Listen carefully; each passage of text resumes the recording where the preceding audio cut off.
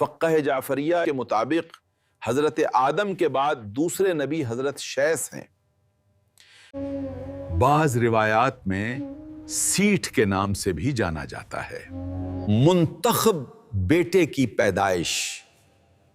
حابیل کی شہادت کے حادثے کے بعد آدم علیہ السلام کا دل ٹوٹ گیا تھا۔ اللہ نے انہیں شیث عطا فرمایا، یعنی اللہ کا تحفہ۔ زندگی میں ہر نقصان الہی رحمت سے بدل جاتا ہے۔ آدم علیہ السلام سے علم الہی۔ آدم علیہ السلام نے شیث علیہ السلام کو تمام چیزوں کے نام اور تخلیق کے مقدس راز سکھائے۔ جو علم رسولوں کے ذریعے وراثت میں ملا ہے وہ ایسی روشنی ہے جو کبھی مدھم نہیں ہوتی۔ وارث الواح الہی۔ ہدایت کا عہد ہمیشہ الہی برگزیدہ ہستیوں کے ذریعے ہی گزرتا ہے۔ ہدایت کا عہد ہمیشہ الہی برگزیدہ ہستیوں کے ذریعے ہی گزرتا ہے۔ پہلا جانشین حضرت آدم علیہ السلام نے اپنی وفات سے پہلے فرمایا، میرے لوگوں، میرا یہ بیٹا میرے بعد اللہ کا خلیفہ ہے۔ رسالت اور امامت انسانی اختیار سے نہیں بلکہ خدائی تقرر سے حاصل ہوتی ہے۔ فرشتے گدا ہیں۔ جب شیث علیہ السلام کو نبی مقرر کیا گیا تو فرشتے نازل ہوئے اور ان کی پاکیزگی کی گواہی دی۔ سبق: جنت تصدیق کرتی ہے کہ زمین کو کیا ماننا چاہیے۔ اہل البیت کی چھپی ہوئی روشنی۔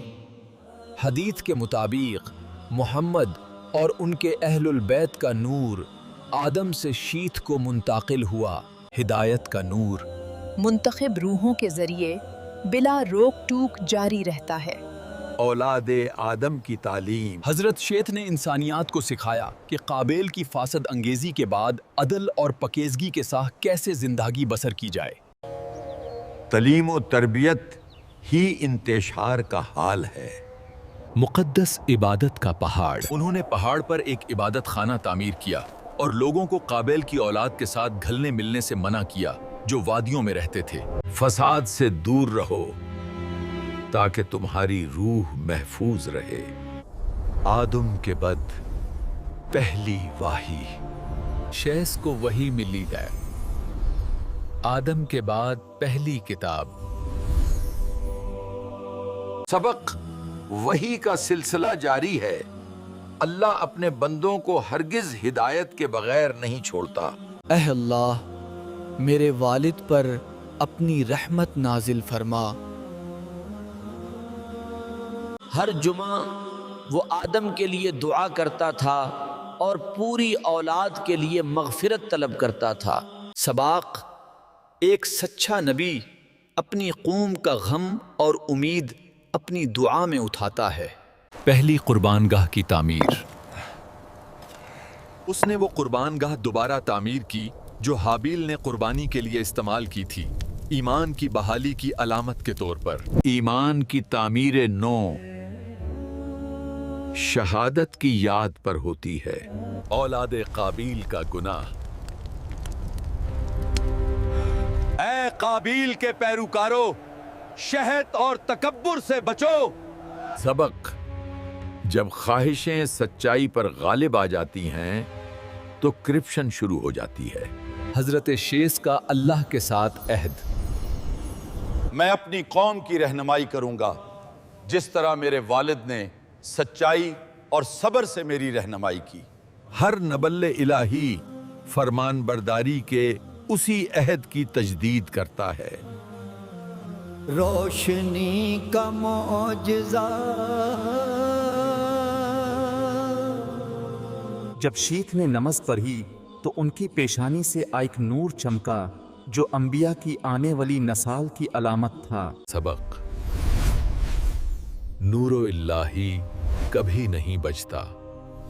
پہلی صحیفے کی تحریر۔ کتابت علم عبادت ہے۔ یہ الہی سچائی کو محفوظ رکھتی ہے۔ شیطان کا دھوکہ۔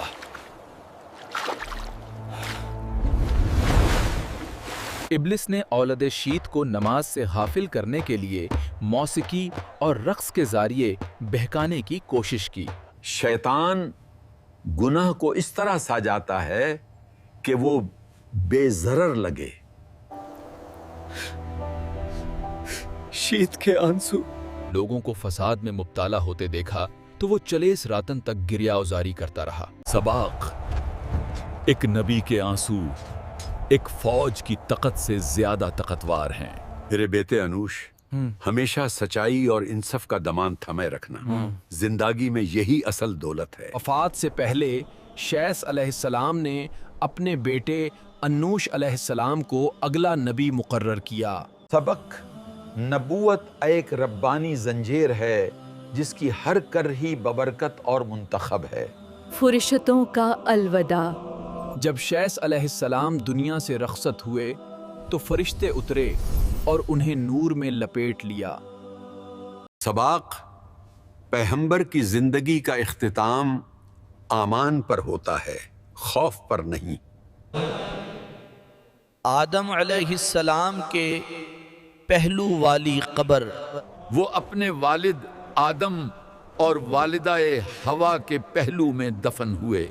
اللہ کے نیک بندے اپنی روحانی جڑوں سے قربت رکھنے کی خواہش رکھتے ہیں۔ وفات سے پہلے شیث نے اپنی لکھی ہوئی کتاب پر مہر لگائی اور اسے اپنے بیٹے کے سپرد کر دیا۔ علم مقدس کو فساد سے الہی حفاظت حاصل ہے۔ جنتی لباس کی کہانی۔ شیث کو آدم سے رشنی کا ایک لباس وراثت میں ملا جو بعد میں انبیاء کو منتقل ہوتا رہا۔ سبق، اصل وراثت روحانی ہے، یعنی لباس تقوی۔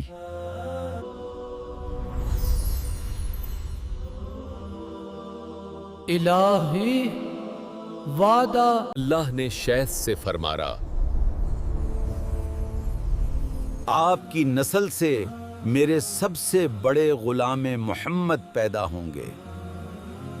سبق، تمام انبیاء کو آنے والے آخری نبی صلی اللہ علیہ وسلم کے بارے میں بتایا گیا تھا۔ میراث ہدایت۔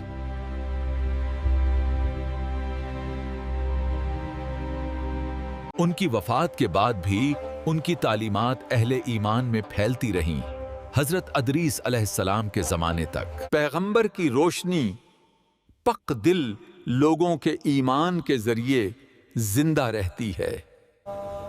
حضرت شیث نہ صرف آدم کے بیٹے تھے، وہ وصایت کے مقدس امانت کے پہلے حامل تھے۔ یہ اس ابدی اصول کی علامت ہے کہ اللہ زمین کو کبھی بھی حجت کے بغیر نہیں چھوڑتا۔